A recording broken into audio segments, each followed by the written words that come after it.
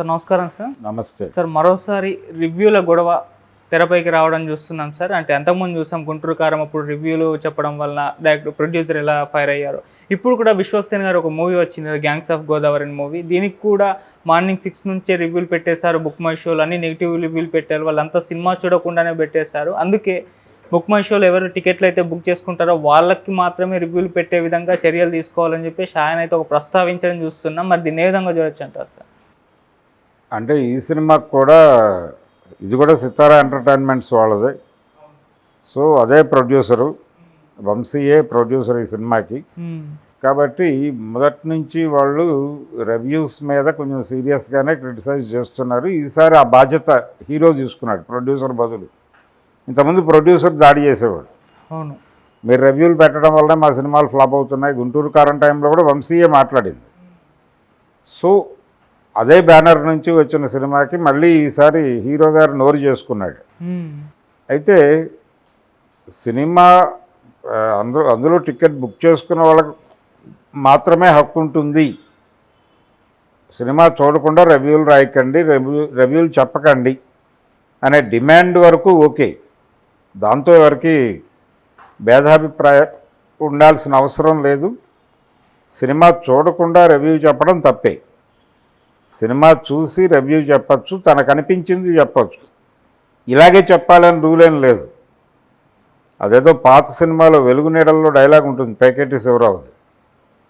ఒకే వరలో 2 కత్తులు అని మహోజ్వల జానపద చిత్రం ప్రివ్యూ ఉంది, చూసి బాగుందని రివ్యూ రాయాలి అంటాడు ఆయన. చూసి బాగుందని రివ్యూ రాయాలని ముందే చెప్తాడు సినిమా చూడకముందే. అటువంటిది ఏదైనా కోరుకుంటున్నారా వీళ్ళు అంటే ప్యాకేజీ సిస్టమ్ ఉంటుంది. ప్రతి ఛానల్కి మేమే రివ్యూ రాసి పంపిస్తామని ఒక ఒప్పందం చేసుకోవచ్చు. ఒక 10 మంది రైటర్లను కూర్చోబెట్టి వాళ్ళకి ముందే సినిమా చూపించి మార్నింగ్ షో నుంచి ఆ రివ్యూస్ ఆయా యూట్యూబ్స్లోనూ ఆయా ఛానల్స్లోనూ అదే టెలికాస్ట్ అయ్యేలా పెట్టచ్చు. వీళ్ళే ఒక 4-5 విశ్లేషకుల్ని టోక్గా అద్దెకు తీసుకుని, ఇప్పుడు ఎన్నికల్లో జరుగుతుంది అదే కదా, అన్ని పార్టీలు బీఆర్ఎస్ చేసింది అదే, టీడీపీ చేసింది అదే, కాంగ్రెస్ చేసింది అదే. కాబట్టి అలా హైర్ చేసి వాళ్ళ ద్వారా వాళ్ళ కంటెంట్ ఏదైతే ఉందో అదే రివ్యూ చెప్పించేసి దాన్ని ఆ ఛానల్స్లో ప్రమోట్ చేయొచ్చు. ఈ పని చేస్తే ఇంకా బెటర్. ఇప్పుడు ఎలాగూ గతంలో ఏదైనా సినిమా రిలీజ్ అయితే వాళ్ళు పిఆర్ఓలని అప్రోచ్ అయ్యి ఆర్టిస్టులు ఇంటర్వ్యూలు అవి పెట్టుకునేవాళ్ళు. ఇప్పుడు అలా లేకుండా వీళ్ళే ఇంటర్వ్యూలు చేసి ఛానల్స్కి ఇస్తున్నారు కదా. సో అలాగే మీరు రివ్యూలు కూడా మీరే చేసేసి ఇవ్వండి. అలాగే ప్రీ రిలీజ్ ఈవెంట్లు, పోస్ట్ రిలీజ్ ఈవెంట్లు ఇవన్నీ కూడా మీరే చేసేసి ఛానల్స్కి ఇవ్వండి, ఇబ్బంది లేదు. అది ఎలాగూ చేస్తున్నారు, ఇది కూడా చేయండి. రివ్యూలు కూడా మీరే చెప్పించేయండి, ఎవరికి ఇబ్బంది లేకుండా. రెగ్యులర్గా ఎవరైతే నెగిటివ్గా చెప్తారో వాళ్ళందరినీ కూర్చోబెట్టి వాళ్ళని ఎంప్లాయీస్గా మార్చేసుకోండి. మీరు సమస్య పరిష్కారం అవుతుంది. అంటే సినిమాలకు రివ్యూలు రాయకపోతే ఎలాగా, సమీక్షలు లేకపోతే ఎలాగా? కళారూపానికి ఎనీ కళారూపం ఒక సమీక్షను కోరుకుంటుంది. అది ఆ కోరికని మధ్యలో కట్ చేసే ప్రయత్నం చేస్తున్నారు వీళ్ళిద్దరూ. అంటే విశ్వక్సేన్ ఇప్పుడు వచ్చాడు, వంశీ మొదటి నుంచి ఉన్నాడు. వంశీకి హీరోలు మారుతున్నారు కానీ సమస్య ఇదే ఉంటుంది ఏదో పద్ధతిలో. సో అందరు హీరోలు ఈ పద్ధతిలో మాట్లాడుకుని ఒక అండర్స్టాండింగ్ వచ్చి మేమే రివ్యూస్ రాసి పంపిస్తాం, వాటినే పబ్లిష్ చేయండి, మేము చెప్పిన మనిషితోనే రివ్యూ చెప్పించండి మీ ఛానల్లో అని చెప్పి హుకుం జారీ చేయండి. ఆ ప్రకారమే చేసుకుంటారు. మినిమం రెవెన్యూస్ ఉండేలాగా మీరు డిజైన్ చేయండి, వాళ్ళకి చేసి పెడతారు, తప్పేం లేదు. దీనిలో సర్వీస్ తీసుకోండి, మనీ పే చేయండి, అంతవరకే డీల్. ఓకే, అనేక వ్యవహారాలు ఉంటాయి దీనిలో. సినిమాటోగ్రఫీ శాఖలు, వీటికి ఈ కల్చరల్ డిపార్ట్మెంటు వీటితో లింక్ అయి ఉంటుంది. సో ఇది అంత తేలికైనటువంటి, అంటే ఇదేదో ఈజీగా పరిష్కారం అయిపోయే వ్యవహారం అనుకోకూడదు. కానీ ఈ సమీక్షలు ఇవన్నీ అంటే రివ్యూల మీద దాడి చేయటం అనేది వాళ్ళు ఎందుకో ప్రోగ్రామ్గా చేస్తున్నారు. కానీ రివ్యూలు లేకపోతే ఎలాగా సినిమాకి? అసలు రివ్యూలు పెట్టడం తప్పు. రివ్యూలు రాసి బ్యాడ్ రివ్యూలు రాసిన వాళ్ళ మీద కేసులు పెడతామని చట్ట సవరణ చేయించుకోవచ్చు ఓపిక చేసి, ప్రభుత్వాలతో మాట్లాడుకుని. రేపు ఫామ్ అవ్వబోయే కూటమి ప్రభుత్వం అంటున్నారు కదా, కూటమి ప్రభుత్వం ఫామ్ అయితే వీళ్ళ చేతిలో మనిషే కదా ఆయన, చంద్రబాబు. కాబట్టి కూటమి నాయకుడితో మాట్లాడుకుని ఇండస్ట్రీ ఫేవర్ అక్కడే ఉందంటున్నారు కాబట్టి వెళ్ళి నేరుగా చంద్రబాబుతో మాట్లాడుకుని, లేదు జగన్ కూడా ఈసారి ఫేవర్గానే ఉంటాను అంటున్నాడు, గతంలో ఏది జరిగిందో అది మర్చిపోండి అని చెప్పాడు కదా మన సభల్లో.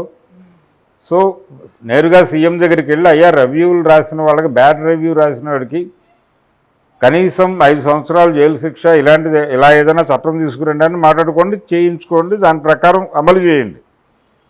సినిమాలకు ఎవరన్నా రివ్యూ రాస్తే కనీసం 5 నుంచి 20 ఏళ్ళు జైలు శిక్ష అని పెట్టుకోండి, తప్పేం లేదు. అది లేకుండా మీరు ఊరుకునే దాడి చేసి మీరు రాయకండి, మీ వలన మా సినిమాలు బ్యాడ్ అవుతున్నాయంటే మీ సినిమాలో విషయం లేకపోవడం వలన ఫెయిల్ అవుతున్నాయి. ఎవరో చెబితే ఫెయిల్ అవ్వవు. బ్యాడ్ రివ్యూలు వచ్చి పెద్ద హిట్లు కొట్టిన సినిమాలు వందలాది ఉన్నాయి చరిత్రలోకి వెళ్తాయి. ఏ రామారావు సినిమాకి పాజిటివ్ రివ్యూలు లేవు ఆ రోజుల్లో. ఒకసారి పాత పత్రికలు తిరగేస్తే తెలుస్తుంది. అంత మాత్రం చేత రివ్యూలు రాయమాకన్నా గొడవ చేయలేదు వాళ్ళు. రివ్యూలే మన ధోరణి అన్నట్టుగా సినిమాలు తీసుకున్నారు. బాగుందన్నాడు, బాగాలేదన్నాడు, ఎవరి కూడా వాడు పట్టించుకోవాలి. వాళ్ళ పద్ధతిలో వాళ్ళు వెళ్ళిపోయారు. మీరు కూడా అదే చేయండి. మీరెందుకు కన్ఫ్యూజ్ అయిపోయి అలాగా రివ్యూలు వలన మా సినిమాలు నాశనం అయిపోతున్నాయని ఒకటే ఏడిపోయితే ఎట్లాగా? దానికి ఏదో ఒక సొల్యూషన్ కూడా మాట్లాడాలి కదా వాళ్ళు. అది లేకుండా ఇలా సింగిల్ హ్యాండెడ్గాను, వన్ సైడ్ ఆర్గ్యుమెంట్ లాగాను దీన్ని మాట్లాడితే కుదరదు. అంటే సార్, విశ్వక్సేన్ గారి ఆవేదన సినిమా చూసి బాగాలేదు అని చెప్పడం వేరు, సినిమా చూడకుండానే మార్నింగ్ రిలీజ్ అవ్వకముందే బుక్ మై షోలో రివ్యూలన్నీ పెట్టేస్తున్నారు, నెగిటివ్ ప్రచారం చేస్తున్నారు. ఒకటి సినిమా చూసి రివ్యూ చెప్పారా లేదా అనే దానికంటే కూడా రివ్యూల మీద దాడి ఉన్నది. ఓకే, కేంద్రీకరణ. సినిమా చూడకుండా రివ్యూ చేయటం తప్పే, అక్కడ వరకు అంగీకరించవచ్చు. కానీ ఇది అక్కడితో ఆగదు. రేపు కలెక్షన్స్ వాళ్ళు అనుకున్నట్టు లేకపోతే వాళ్ళ కడుపులో కసంతా బయటకు వస్తుంది. ఒకవేళ కలెక్షన్స్ బాగుండి జనాలు థియేటర్కి వస్తుంటే హ్యాపీ, వీటిని పట్టించుకోరు. ఒకవేళ దీని వలన సఫర్ అవుతోంది సినిమా అని కనుక వాళ్ళకి అనిపిస్తే ఆ సినిమాని ఏదో పద్ధతిలో సరెండర్ చేసుకోవడానికి ప్రయత్నం చేస్తారు. అది చూస్తూనే ఉన్నాం మనం ఎలాగో. అందుకని అంత ఈజీ కాదు ఈ వ్యవహారం. వాళ్ళు సినిమా రివ్యూలని తమ కంట్రోల్లోకి తీసుకుని నడిపించుకోగలిగితే బెటర్గా వాళ్ళు అనుకున్నది చేయగలుగుతారు. అంతకు మించి దీనిలో వేరే తరుణోపాయం లేదు. ఒకవేళ పల్లెటూరు ఏదైనా చేయాలనుకుంటే నానక్రామ్ కూడా దాటి ఇంకో చోట ఎక్కడో అవుటర్ రింగ్ రోడ్లో ఒక 2-3 అవర్స్ ట్రావెల్ చేస్తే అక్కడో చోట దొరుకుతుంది ఏదో ఒకటి, అక్కడ షూట్ చేసుకుంటున్నారు. ఇలా రకరకాలుగా మారిపోయింది సినిమా. ఈ మారిపోయిన డైమెన్షన్లో ఏపీకి వచ్చి షూటింగ్ చేసుకోవాలి అనేది ఒక ప్రతిపాదనగా బాగానే ఉంటుంది. కానీ జొన్న విత్తులు లాంటి వాళ్ళు ఇది ఒక ప్రతిపాదనగా ప్రభుత్వం దగ్గరికి, ఇండస్ట్రీ దగ్గరికి తీసుకెళ్ళచ్చు. బహుశా ఆయన ఉద్దేశం కూడా అదే కావచ్చు. కానీ అది బయటకు ఎలా ప్రాజెక్ట్ అయింది, వీళ్ళందరూ వాంటెడ్గానే చేయటం లేదు. మొత్తం ఇండస్ట్రీ బాడీస్లో నాయకత్వ స్థానాల్లో ఉన్నవాళ్ళు వాంటెడ్గానే చేయట్లేదు అన్న ధోరణి కనిపిస్తోంది. నిజంగానే వాళ్ళు వాంటెడ్గా చేయాలనే మూడ్లో కూడా లేరు. కాబట్టి కొంచెం కదిలించి ఆ దిశగా ఆలోచింపజేసి అక్కడ కూడా షూటింగ్ జరగడానికి కావలసినటువంటి ఎక్విప్మెంట్ అవైలబుల్గా ఉంచి, ఆర్టిస్టుల అవైలబిలిటీ ఇవన్నీ చూసి దాన్ని బట్టి డెసిషన్స్ జరుగుతాయి.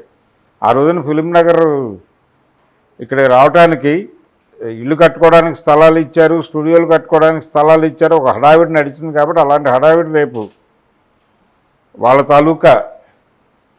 Thank you so much. Thank you.